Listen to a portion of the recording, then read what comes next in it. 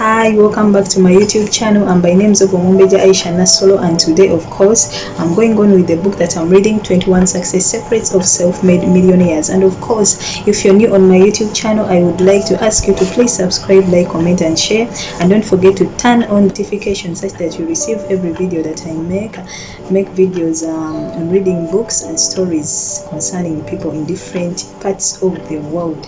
So please don't miss out because they are so educative. The book that I'm reading is 21 Success Secrets of Self-Made Millionaires, and if you're new on my channel, please, this is the book that I'm reading. Of course, you can download it from your Google Play Store and we read together. I'm going to read the 7th secret today, all in English, then after I explain in Uganda. So let me start right away. The 7th secret is dedicate yourself to lifelong learning. Okay, dedicate yourself to lifelong learning. Let me start.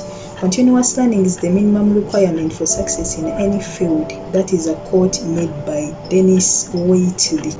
Okay, you have a virtually unlimited capacity to learn and improve in your chosen field. You have more brains, ability, and intelligence than you could ever use if you were to work on developing yourself for the rest of your life. You are smarter than you can even imagine. There is no obstacle that you cannot overcome, no problem you cannot solve, no goal you cannot achieve by applying the power of your mind to your situation. Okay? But your mind is like a muscle. It develops only with use. Just as you have to strain your physical muscles to build them, you have to work your mental muscles to build your mind as well. The good news is that the more you learn, the more you can learn. Just like the more you play a sport, the better you get at the sport. The more you dedicate yourself to lifelong learning, the easier it is for you to learn even more. Okay? Leaders are learners. Continuous learning is the key to the 21st century. Lifelong learning is the minimum requirement for success in your field or in any field. Make a decision today that you are going to become a student of your craft and that you are going to continue learning and becoming better for the rest of your life. Okay? There are 3 keys to lifelong learning. The first key is to read in your field for at least 30 to 60 minutes each day. Reading is to the mind as exercise to the body. Reading for an hour each day will translate into about 1 book per week. 1 book per week will translate into 50 books per year. 50 books per year will translate into 500 books over the next 10 years. Since the average adult reads less than 1 book per year, when you begin reading 1 hour per day, 1 book per week, this alone will give you an incredible edge in your field. Okay? You will become one of the smartest, most competent, and highest paid people in your profession by simply reading 1 hour each day. The second key to lifelong learning is to listen to audio programs in your car as you drive from place to place.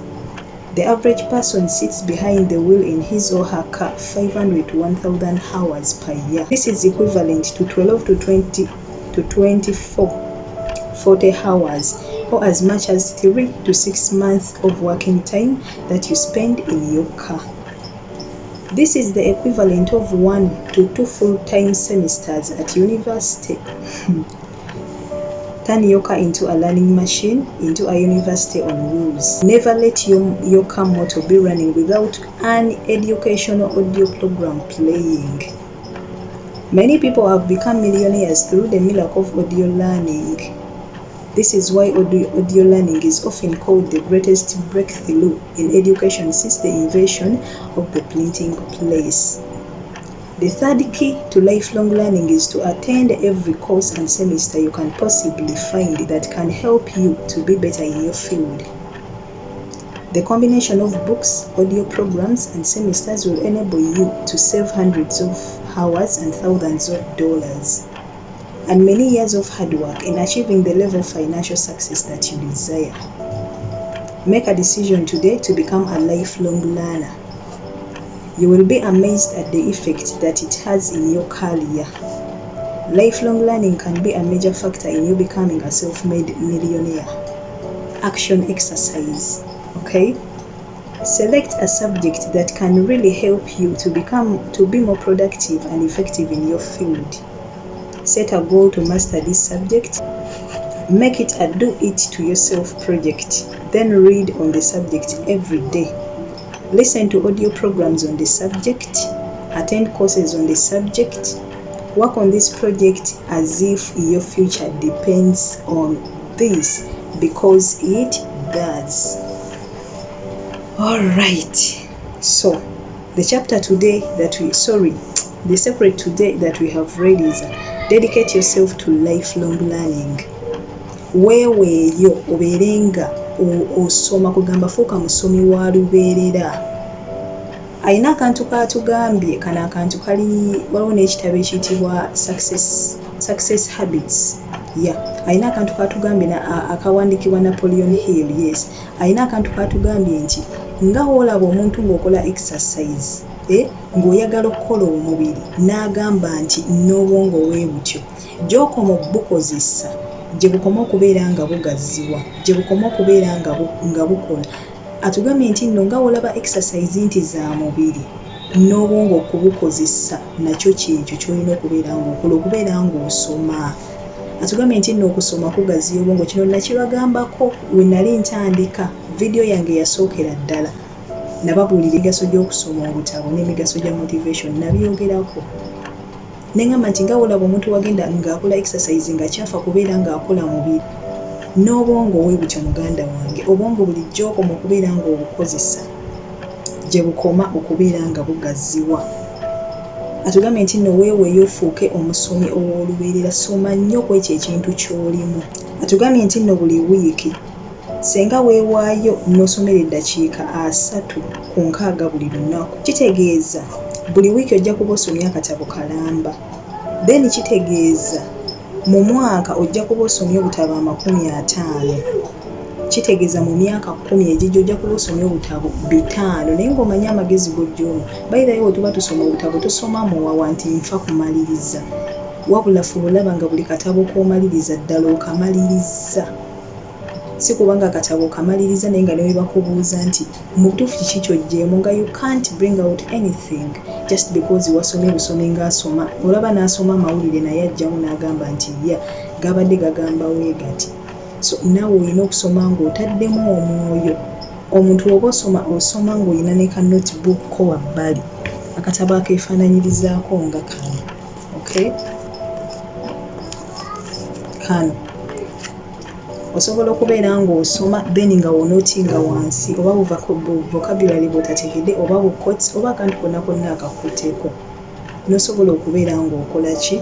Nga mutuufu otegeerera ddala by'osoma. So okutwaliza ewamu akatabo kaba chapter ya leero ebadde kubeera nga tusoma.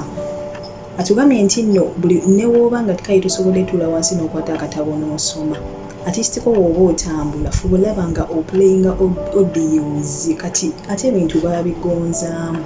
Kuno ku YouTube osanga vidiyo nga mpitirivu nnyo nga zonna ziri ku butabo. Osobola okuteekamu audio eyo n'ebeera ng'eplayinga ng'eno weevuga emmotoka yo oba emisomo egy'enjawulo.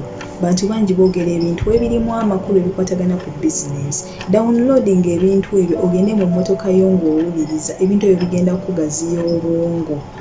Naye bannaye twewale nnyo okubeera nga ffe tuli awo nga mu mutwe tetulina kye tuteekamu. Nga mutuufu olina bizinesi yo gy'okola naye nga bizinesi yo togitegeera nnyo. Abagitegeera ennyo bagenda kukuyitako. Ekintu kyonna nga tonnakitandika kikoleko research. Kisomeeko nnyo. Soma nnyo ku ekyo ekintu ky'okola. Oba okola ki kisomeeko obeere nga at least ebintu ebisinga obimanyi mu field yo gy'okola. But the biggest problem, we don't want to read. Ate n'abaana bo nabo bakubirize, that is wowe olina abaana obajje buto ng'obayigiriza okusoma, obateekamu omutima ogwo. We bakula tebijja bamenya. Gwe Yesu oyinza okubogamba obudde bukuyiseeko naye abaana bo tebunnabayitako. Oneekwasa ki mu butuufu? So abaana bayigiriza okubeera nga basoma, abaana bagaziye obwongo. Atugambye mu kano akatabo nti buli mukulembeze musomi. ate bayira buli mugagga musomi. Make research. Teri muntu mugagga nga tasoma butabo, ekyo tekiriyo. Teri muntu mukulembeze nga tasoma butabo. That's why boogera ne tubate ne tugamba gundi ono wakwata kazindaala okwogera ng'ayogera. Amagezi agasinga obungi gali mu bitabo. Gye weeyongera okubeera ng'osoma obwongo bugazzibwa. Otuuka ekiseera nga newakwata bukwasi microphone kwogera ebigambo just biflowinga buflowinzibwa ebiti just because obwongo obuliisa. Obwongo tebulya mmere nti bulya muceere bulya matooke, nedda. Wabula obwongo kubeera ng'obukozesa, kubeera ng'owuliriza ebintu ebizimba obwongo bwo, kubeera ng'osoma, kubeera nga otambulira mu bantu aboogera ebintu ebikuzimba. Awo ova omuntu obwongo bwo ne bubeera nga bugazzibwa. That's why abantu abamu tubatenda amagezi, abalala ne batugaggawalako ne bayitawo. Ideas ezisinga obungi ziri mu bino ebitabo. Buli mugagga musomi wa butabo. Ffe abaavu ebyo tetubimanyi, naye nga buli mukulembeze, buli mugagga musomi wa butabo. So muganda wange naawe osobola otandika leero. It's never too late. Nobaako akatabo k'osoma. Kati wano ku YouTube abamu babigonza bakubasomera. Noonya obutabo ojja kubusanga nga buli mu audio form. Beera ng'obuwuliriza. Bw'oba olina access ekagula kagule okalekerewo n'abaana bo nabo bateekemu that spirit, you know. Yeah.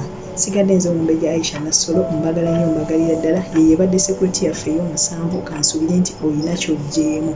Ebadde kubeera nga weewayo okubeera ng'ofuuka omusomi ow'olubeerera. Tubeere basomi. Tuleme okubeera you know, I know it all kind of a person. Abantu abalowooza nti ye buli kimu akimanya nti munnaye ne batasoma. Naye omuntu ng'omanyi nti okuyiga tekuggwaayo, olina okubeera nga oli muyizi wa lubeerera. Every time you're ready to learn anything new that comes across your way. Buli kimu ng'oli so curious, obuuza, oyagala okumanya, you know. Yeah, so naffe tusobola okukyusa geemu eno. Remember, tolina buyinza ku ebyo by'ayita byo. Oyinza okuba tokyasobola bikyusa, but the future is in your hands. Future yeri mu mikono gyo, and if you're determined, nkukakasa nti osobola okyusa olugero lwo.